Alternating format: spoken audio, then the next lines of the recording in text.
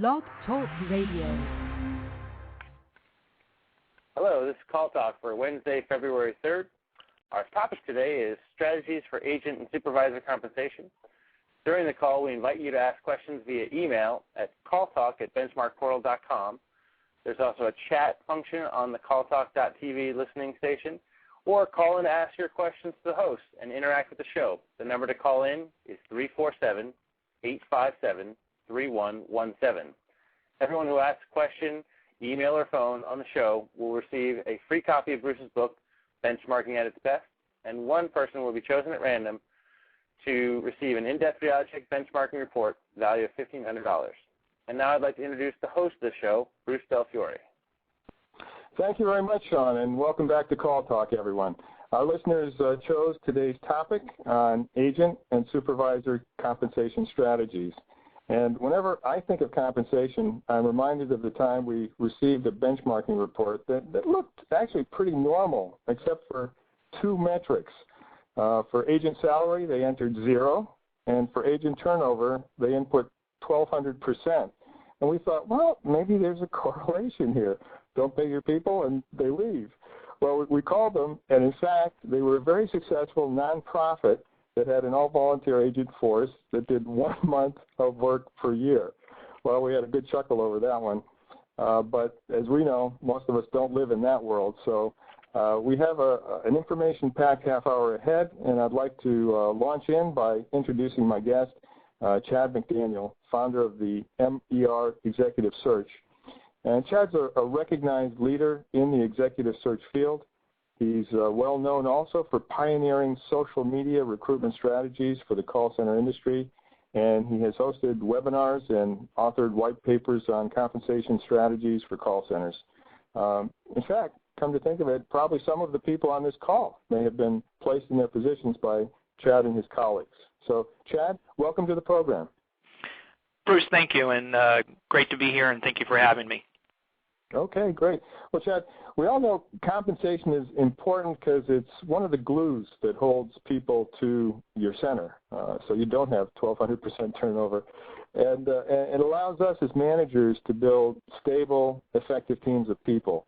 Now, since agent and supervisor comp is typically the majority of the call center budget, according to the studies that we've done, this topic is really important.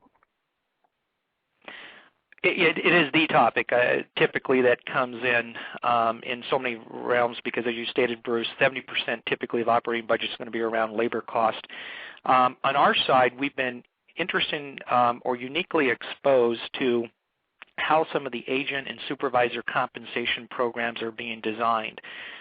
Typically, we engage and work with the decision makers, the executives in organizations.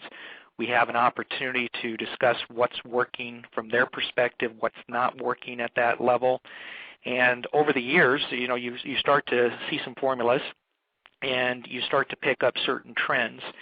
And we'll get into those here shortly, but at the same point, it is, the topic. Yeah. Well, Chad, you've had a chance to review some fresh data from our 1-minute survey on agent and supervisor compensation that's now in progress, and we encourage all of you who haven't taken that yet to please do so. What are your major observations from the interim survey results? Great job to your team, Bruce, for putting the survey together, and I encourage everyone listening, and thank you for your time today being on this call, to take a look at the survey because there are some interesting trends or thoughts that come out of the data, and I think that data will be available after the call, Bruce, to the participants. Well, yeah, and within 5 days we'll be sending out the results to you. We'll probably be closing out the survey in the next couple of days, so we encourage everybody to take it by the end of this week.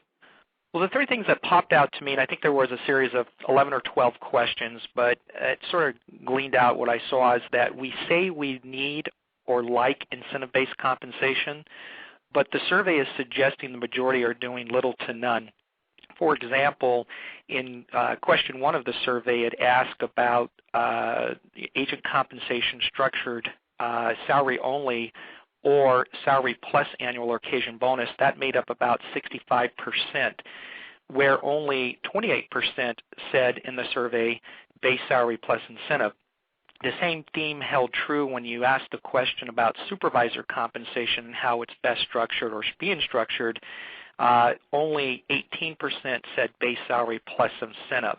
The majority, again, 60-65% salary only or salary plus annual or occasional bonus. So there's a lot of talk about incentive-based compensation, but it appears from these results, majority have little to none.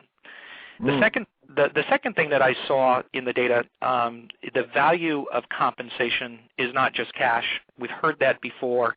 When you look at some of for question number 7 or number 8 in the forms of compensation, sick leave, vacation allowance made up 53 or 40%. So no question, if we're all tight for dollars, the creative things are being used and continue to be used to look at life quality balance structure. And then the third piece is there was a question around the metrics that are being used. I think there was maybe 8 or 9 of them that were listed in the survey. What are the metrics being used to help determine performance pay? The 3 things that came out from the respondents, number 1 is call monitoring and evaluation scores. Number 2 was attendance, and number 3 was customer satisfaction ranking of recent calls contacts. Those seem to be the higher percentages that were being used as an example. Yeah, no, it's interesting. If I go back to your number 2, which was the value of compensation is not just cash, there's also the quality of life and balance things that come into play here. Because I think sometimes, particularly for centers that are having a problem retaining people and having happy people, they will oftentimes immediately just cling on to the fact that their compensation may be lower than agents would like or than prevailing wage. And while that can be an important part, it's not the only part. In fact, we've done a number of studies that show that for most agents, the top satisfiers and dissatisfiers for their job are not just their cash pay. And I think so one of the things that we need to do in this session is put compensation into context of what it is that makes for a great center, what it is that makes for great agents that make for a great center. And usually at the top of the list are, how I get along with the supervisor, okay? And therefore supervisor pay should in part, I think, be tied to retention. In other words, if you can be really good at retaining your agents, then if you make your supervisors retention champions, you can reduce costs for your call center because turnover is very expensive. Chad, we did a study a few years ago that showed that on average, turnover costs $6,000 per person, so it's really expensive. And also results in a better work atmosphere, because the other thing that people are looking for is a feeling of belongingness in call centers. So I think the thought here is that you're noting that it's not just about the cash, but also about these other benefits and about how they feel about being there are very important. And making your supervisors retention champions and compensating them on how well they do there it can be really good thing, a win-win for the supervisor and for the company. I would be surprised, Bruce, if anyone listening to this call has not heard the argument that we're talking about, the whole life quality balance. And there's probably been a lot of discussions about how that's being incorporated, not being incorporated in their own organizations. So it's a well-noted and stated observation out there. The question is, how is it being used? How is it being communicated? How is it being leveraged? Is it relevant? How is it being modified for changes in environment or changes of state? And I'm sure there are people on this phone that have done some fantastic things and ideas around life quality compensation type of stuff that doesn't really cost a hard cash component, but yet brings the equation we're talking about.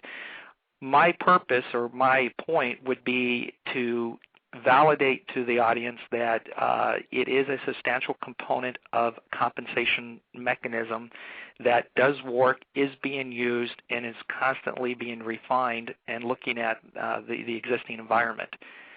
I don't know, Bruce, if there's a question you want to ask me around that, but the issue is that it is definitely an area leveraged well, or being leveraged. Yeah.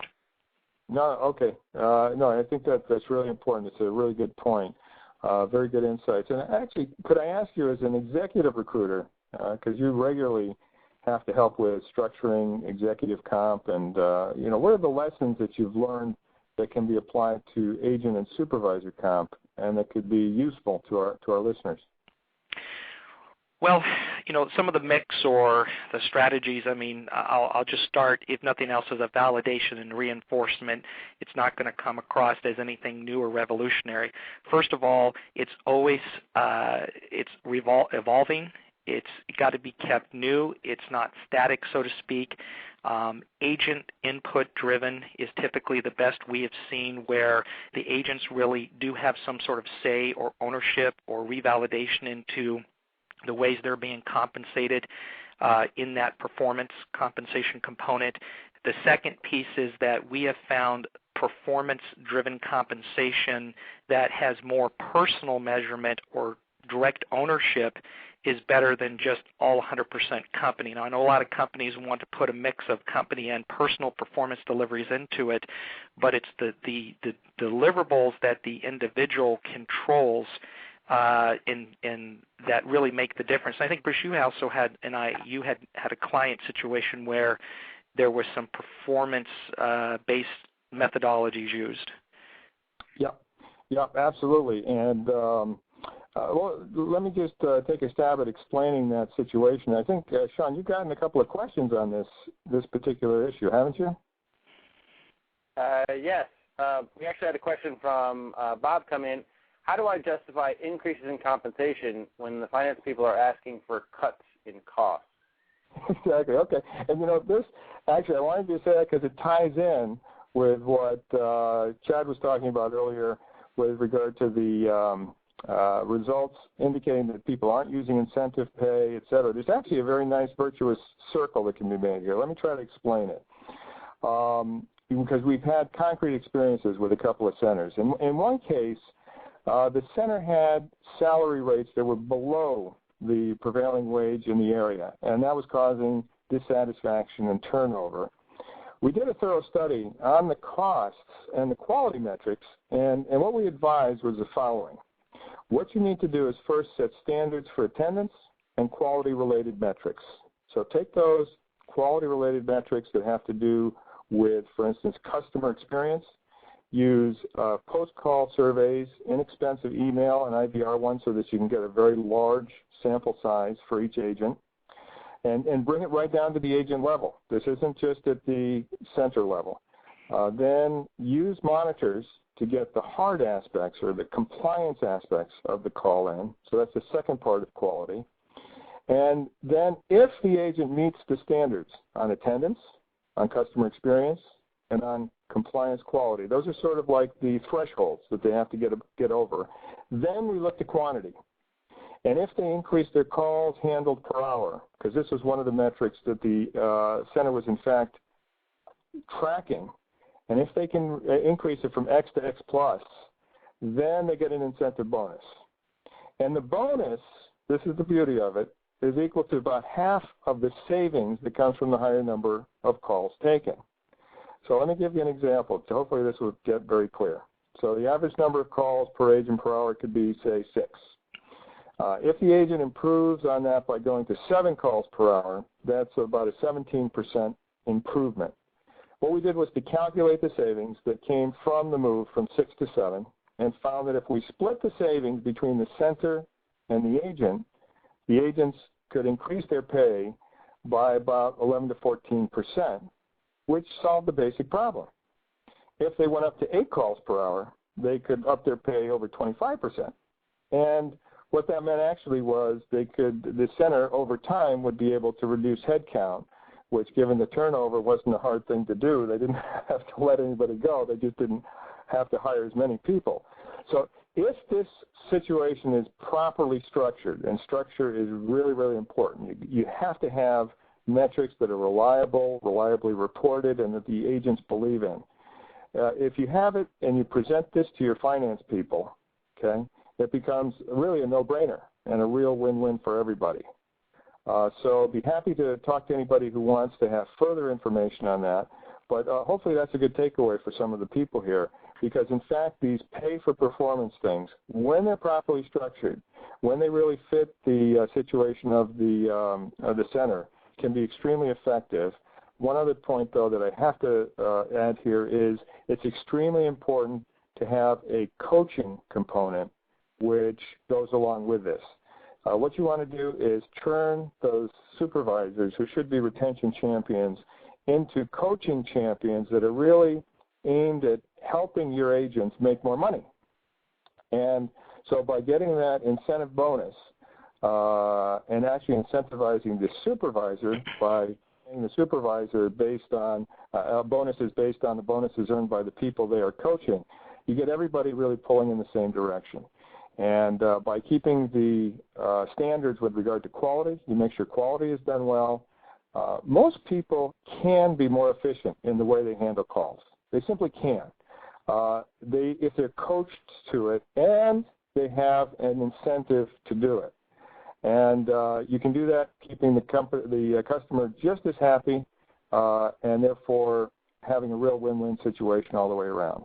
So hopefully that's clear. Chad, any comments on that? I have to jump in. Thank you. And great suggestions and commentary and examples there. Before starting this company 10 years ago, I was in call center management for 15 years, and I will say to the audience listening that it's not a question of there's a cost of doing business, there's a cost of not doing anything, and there's a cost of doing something. It's all how you frame it and position it to the financial people. It's a great question. And there are ways, to the examples you've given, Bruce, and other ways that you can show the cost savings and ways to think about it to ultimately win that approval to get that performance-driven compensation plan. Because there's clearly cost by not doing it, not only in just turnover, but in overall satisfaction and call quality handling and other factors. So I have seen executives or organizations out there really put together that cost basis analysis or proposal and wind up getting what they asked for just by putting it into the CFO speak. Mm-hmm. Yeah. No, in fact, can I make a confession here in front of everybody? I used to be a CFO in a previous life. So when I got very involved in the call center industry, one of the things I noticed was the sort of miscommunication that oftentimes happened between call center management and the corner offices, particularly the financial people. I mean, the worst day of the year for a lot of call center managers is budget day, because you're sort of going into alien territory where they're talking about numbers and all that kind of results.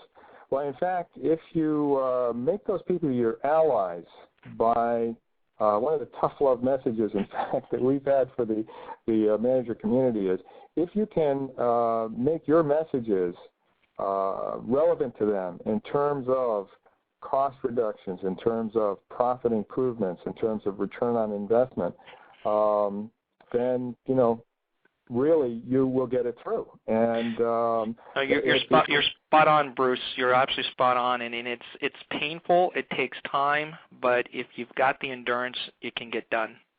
Yeah, and you know what I've said to a couple of people too, just sort of in jest, Chad, is listen, buy a share of stock in the company. If you come up with a good idea that's going to save the company money and increase its return on investment and its earnings per share, if they don't do it, threaten to go to the annual meeting and say, hey, you're wasting shareholder value by not doing my proposal. Yeah. Bruce, go ahead.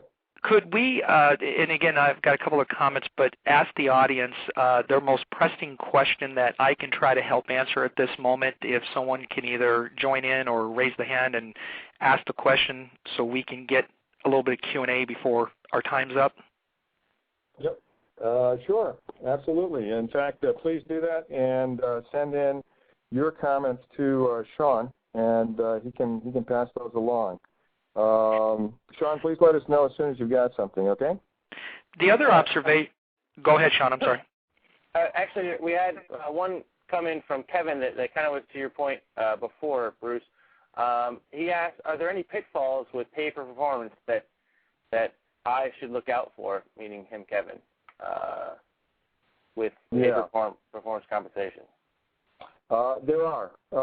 Good question. And the pitfalls are the pitfalls of poor planning for the most part. And also not having listened, and this is a point Chad made, listen to your agents ahead of time. So you really need to make sure that you have a good mix of people, processes, and technology. You know what it is that will really motivate your people, okay? You have the technology that allows you to get the metrics that you need in order to work it properly. And you have processes that are reliable and pre-tested so that when you actually do put them into effect, people have confidence that the bonus that they're getting is the one that they really deserve. And it needs to be transparent, so you need to have good reporting systems on that. So those situations where people don't have those ducks all lined up are the situations where there's problems. Where you do have all those ducks lined up, then it's extremely empowering for the agents.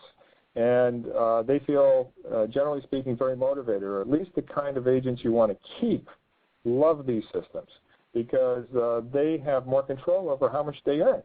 And that's a very empowering thing for them.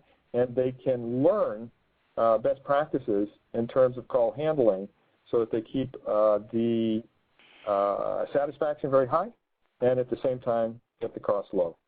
Over to you, Chad. To Kevin's question, I would say this, and I agree with everything you've said, Bruce, wholeheartedly. One, keeping a poor plan and leaving it there is a risk. A poorly communicated plan or lack of understanding of a plan is a pitfall. You've got to make sure, keep it as simple, stupid, as the saying goes. The simpler, the better. The more understood, well communicated, and reevaluated for relevance is typically the best way to avoid some of the pitfalls in a performance paid plan. Mm-hmm. Okay, very good, very good. Okay, Sean, I think you've got another question that came in. Yeah, there was no name on this question, but how do experienced executives looking for a next position propose structure for a compensation plan that will be enticing for the hiring manager? For themselves? I think so.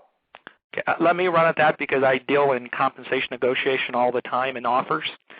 And a couple things I would say is that on your resume, first of all, there's a whole different topic about the resume and keeping it very specific, metric-driven, and really talk about how you impacted, what you did, and the value statement is important, and that helps drive the overall when it gets to compensation negotiation for the individual. The best way is to really approach the conversation with how your successes or your value proposition, what you have done, how you've moved the yardsticks, and how that's going to assist that new organization or company to your own value. So a lot of it is creating that value in the initial part of the discussion and ultimately getting to the hire. The employer has a need just as much as the job seeker, and it's a matter of aligning those two pieces. Compensation discussion should not be an uncomfortable scenario. I guess the way I would approach it is that a lot of times employers will look at the compensation history to get a benchmark. So in your last 2-3 positions, here's where you were at. Here's what you did to earn that level of compensation. And typically there's a delta or there's an increase moving into the new role. The complexities of the job, the responsibilities of the job also play a factor in determining what that compensation offering is going to be. So it's not a simple black and white answer, but there's a number of factors that create an ultimate compensation offering and acceptance. I don't know if that answers exactly the question, Sean, but from a high level, it's important to how you approach it. Okay, no, good insights, very good insights, a lot of experience there too. Okay, I don't really have anything to add to that, and I know that you've got other questions there, Sean, so why don't we go on to the next one? Okay, this question comes from Brenda.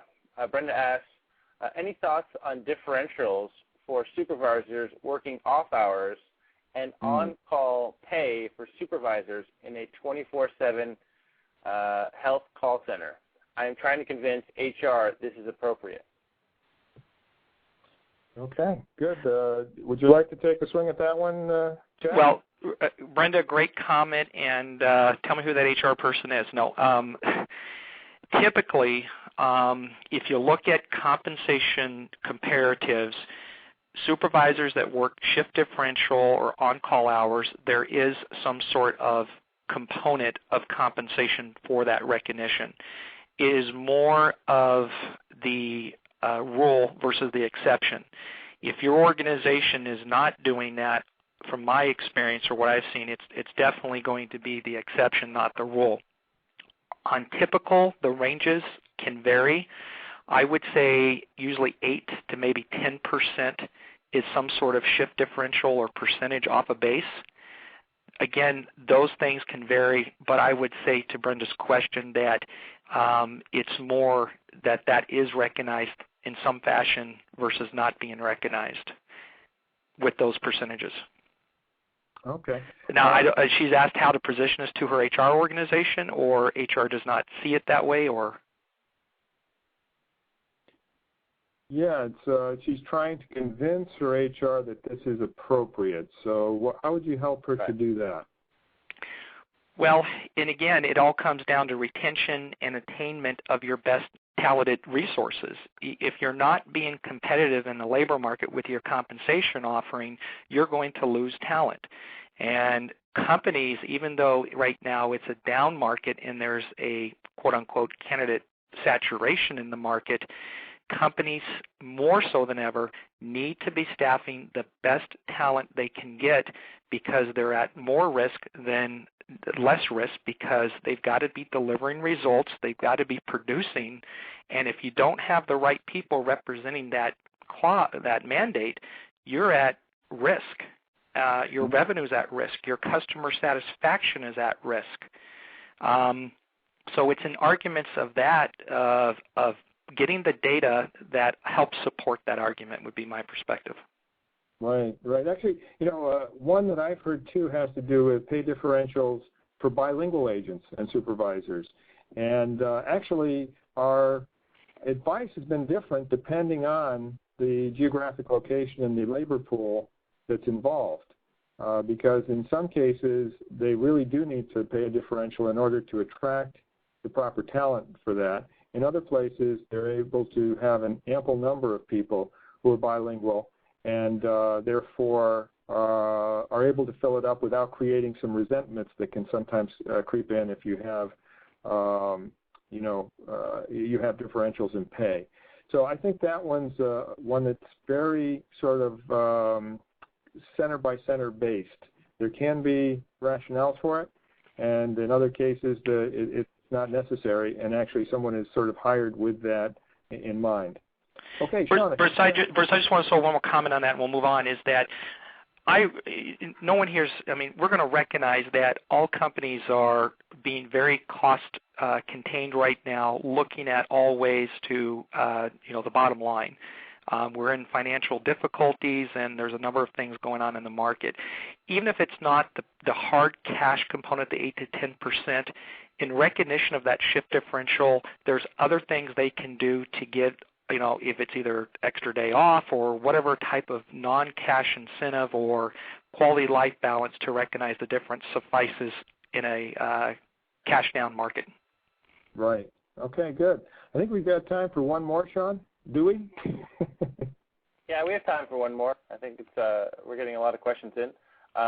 Peggy asked, if one cannot do bonuses, what other ways would you suggest? Okay, other ways, I guess, to reward people and to have the similar effect. Okay.